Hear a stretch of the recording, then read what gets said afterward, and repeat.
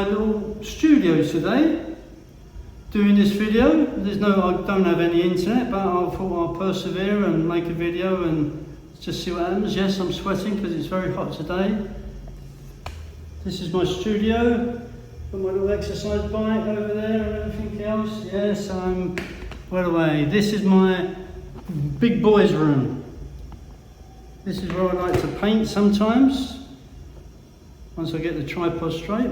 Anyway, have you ever heard of a program called That Was the Week That Was? It was on years and years ago. Well, I'm going to go through some of the things that has appealed to me this week, because as you know, every video I put out, I like to do something different. I don't just sit there and say, this is my new friend, blah, blah, blah, he's good, blah, blah, blah, can you help him out, blah, blah, blah. I like to bring something different to your table. And yes, I do occasionally use bad language, so I apologise. But anyway, and I've got an habit of saying, anyway. I looked up YouTube last night and I was just going through the titles that I normally do, just to give me some ideas, and there was one title, and I don't know whether it was a clickbait, but I didn't go onto it, you know, and it says, this guy says he had an email or someone messaged him, phoned him or whatever, and he asked this question: can I live alone in the Philippines? Well, mate, if you don't fucking know by now, you fucking never will what you can do. If you don't know whether you can live alone anywhere, you might as well stay in your own fucking country and just fucking die there, because if you've got no confidence or you're worried about coming to another country and living alone, then don't fucking come. For God's sake, if you're that frightened, you'll never go out the fucking door. Yes, you can come and live alone in the Philippines, of course you can, and you'll probably meet someone, you'll probably make friends. Especially if you go to Dumaguete, fucking hell, you'll join the sheep, one of the herds. You'll never be fucking, or flocks, should I say. You'll never be alone in Dumaguete. Dumaguete is a place for lonely fucking people. And for people that want to be part of a flock and be told what to do and where to go the next day. But if you're in any doubts whether you can live alone, then don't fucking come, boy. Oh, fuck's sake. How old are you? Sorry? See, you're fucking mature enough to know. I hitchhiked around India for a couple of months on my own. I go to different countries on my own. You have to have a bit of savvy. Don't get pissed up in the bars and get thrown downstairs. Don't go to these places where you shouldn't go to. Be a tourist. Mingle with the tourist until you understand, you know, what life is going to be like. What's the word I'm looking for? Don't commit yourself to a fucking long-term contract. Just stay in a room for a few days or something. Anyway, that's by the by. It's up to you, mate. But if you're that confident, I won't fucking bother. Anyway, this week, the coronation. What a spectacle. For us Brits it was a spectacle, and for a lot of foreigners from America, Canada, they all came over. Even Trudeau from Canada came over. Not by choice, but anyway, Biden didn't come, but his wife and daughter came, which was okay. Mind you, Biden will probably take him an hour to get off the fucking plane. But it was a spectacle, and there was over 18 million watched it. And there was 200 saying, not my king, not my king. What a load of fucking wankers. And they all had handcuffs on because they were going to handcuff themselves to the railings or something. And they tried to deny the police that was not their intention. Well, people don't normally walk around with handcuffs on, not unless you're some kinky bastard and you handcuff your wife to the bed or something like that. But you don't walk around in normal daylight with a fucking handcuffs on, do you? And they all want a president. Well, okay, let's take that scenario. Let's get rid of the royal family. We can't just get rid of them, you just phase them out. Sorry, William, you're not going to be king no more. Fucking, we're going to vote for a president. Okay, so you have a president. What for? 4 or 5 years? And maybe after that 4 or 5 years, the president, who is the commander of the armed forces and the police and every other security force in England, doesn't want to leave. Now you can't tell me that every president in every country in the world gives up his seat voluntarily when the votes come in, because half of them don't. They want to stay in fucking power. Look at Putin, for example. How long has he been in? And Xi of China have now passed a bill that he stays in for life. But one of the biggest fucking ones I heard the other day was Mugabe. You know Mugabe, who used to was the president of Zimbabwe, or Rhodesia when it was in the early days. He took over Zimbabwe and took all the farms from the white people, gave them to the black people, who made a total fucking hash of it. But anyway, it was released last week that Mugabe's daughter is fucking loaded with property in Dubai. She owns farms in Zimbabwe. She's got fucking stacks and stacks of money everywhere. She owns fucking huge fucking, I don't know. It was amazing. So where did she get that from? Was it because her father was president, or was she working as a fucking hooker? I don't think so. I think it was because her father was president. And you see a lot of these. Do you think the presidents are going to let their families go fucking starving? Of course not. So have your fucking president and see what fucking happens, because I'll tell you something. Yes, the royal family does spend taxpayers' money. Yes. They had a concert in Windsor Castle Gardens, but it just wasn't for them. They invited the public. Everyone had tickets. They gave 1,000 free tickets out. And it was for the public. Everything they spent on that day, and it was some of their own money, and King Charles cut the ceremony down so that he didn't spend so much money. But look at the fucking millions. Look at the money it gave small businesses in London revenue, hotels revenue, ice cream stands fucking revenue. I've never seen a president fucking do that. Everything they do is for the public. And yes, King Charles does fucking pay for his own children. He gives them an allowance. He owns an estate. He farms. He does everything. So go and have your fucking president and see how long it fucking lasts. Anyway, getting back to the coronation. I phoned Charles up the other day and I said to him, Charlie, you was fucking trying to catch 40 winks, wasn't you, in that cathedral? Sorry, Westminster Abbey. Because when he was sitting in that on that piece of wood, his fucking eyes were closing like that. And I said to him, what was you fucking doing? He said he was just resting his eyes. What a load of bollocks, the old bastard was fucking knackered, probably. And I said to him, what do they do when you go behind the screen to get your oil poured on you? And he told me the truth. He said it's not just the anointing of oil, but they also have a piss pot round there so they can have a piss. And if you listen, that's why they sing hymns when the oil's getting anointed, so they don't hear the sound of the piss splashing on the water. Yes, can you fucking imagine that? Can you imagine the smell? If you've been on the piss the night before and the fucking stink of alcohol and it's wafting down Westminster Cathedral and it gets to the crowds of, oh fucking hell man, who's that? The king must be having a piss. So that's what it's for, but give him his due. He was a miserable bastard on that day. Camilla, even though she suffered with piles, she had a smile on her face, probably because of the pain relief from the cream that the doctor put on her piles. But he didn't smile at all. He took it all in. He was fucking serious, that boy.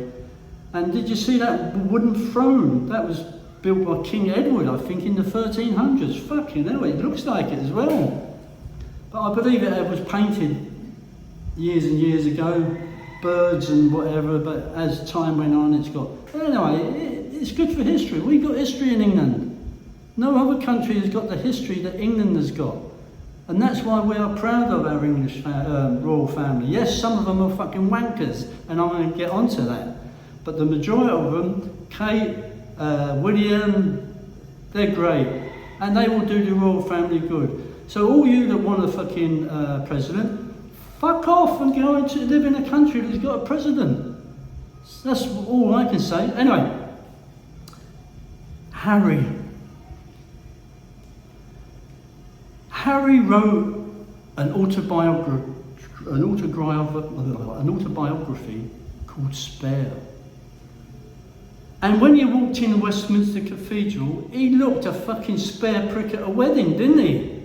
So the name Spare is appropriate for him. He was fucking totally lost.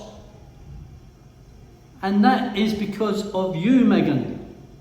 You dragged him away from the royal family. You could not put up with the protocols of the British royal family, and you dragged him away. Harry is a soldier. When you're a soldier, you're always a soldier. He's a uniform man, and you took him away from all that just to take him to, where, California?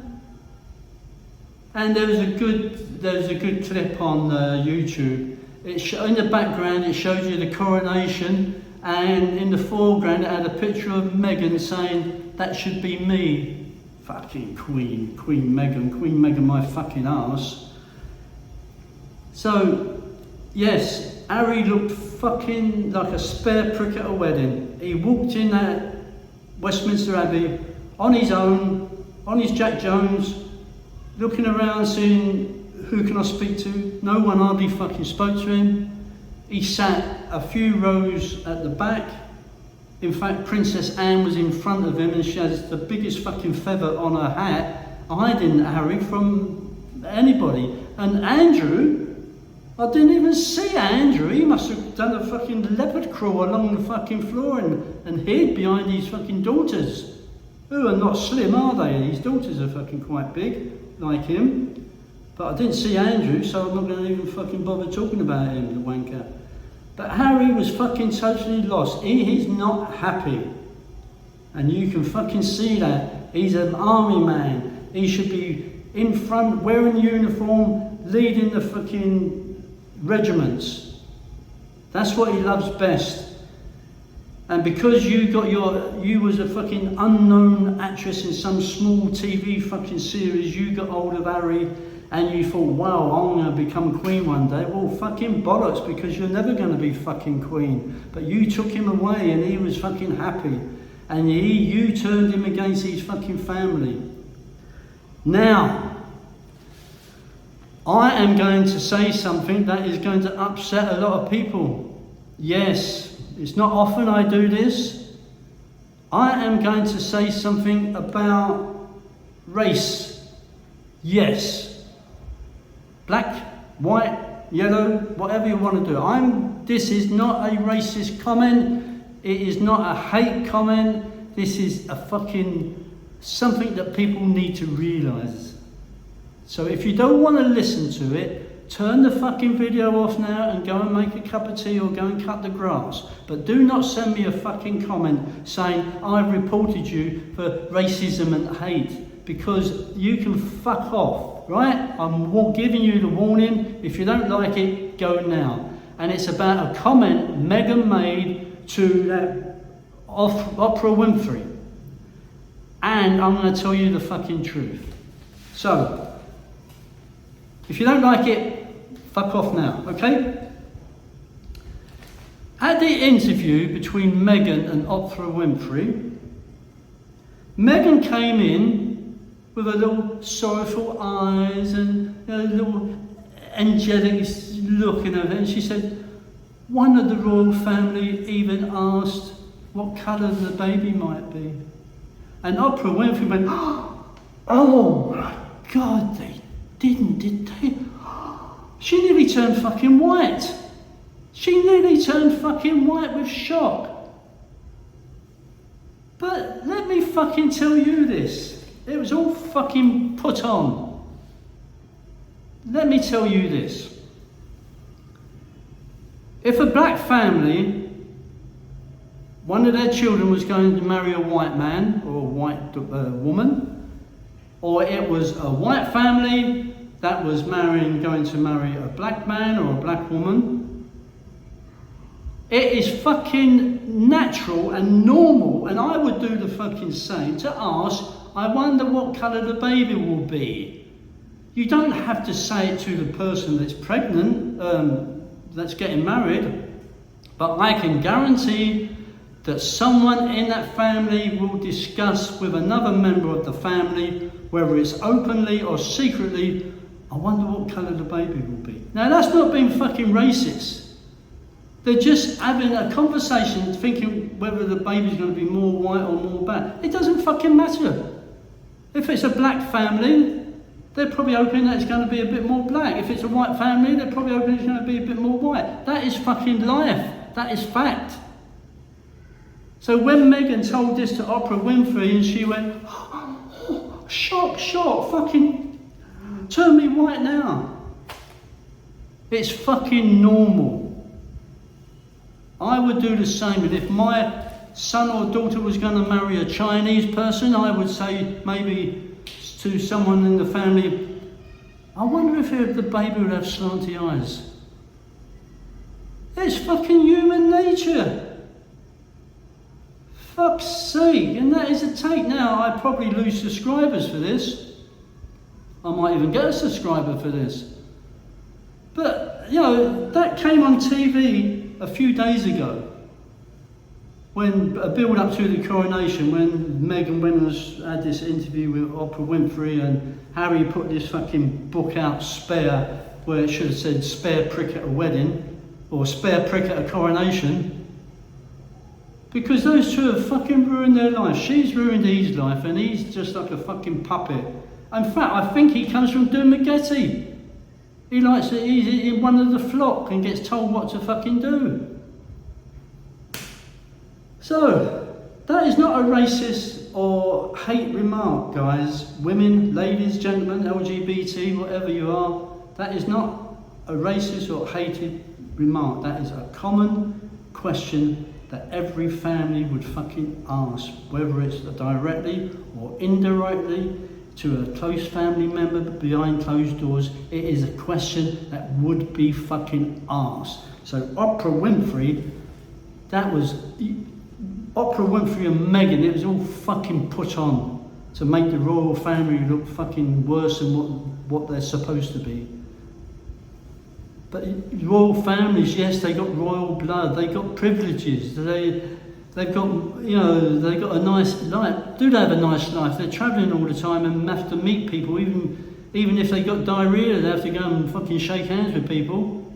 But at the end of the day, they are human fucking beings, the same as me, you, and everybody else.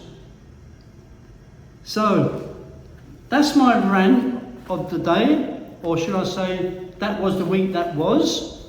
I don't have internet in the house. I came up here to get rid of the fucking cockerels, but now I've got another cockerel over there, so I can't fucking win. But anyway, I hope you enjoyed it. It's my rant, it's what I think, it's what I feel, and if you don't like it, choose up. And just think of that poor old man, Harry, the spare prickle, Westminster Abbey. Unbelievable. Sad to watch, sad to fucking watch. And she was at home looking after the kids. Thank fuck for that. Anyway, have a good day. I love you all. And please subscribe. Don't unsubscribe now. I'm just saying the truth.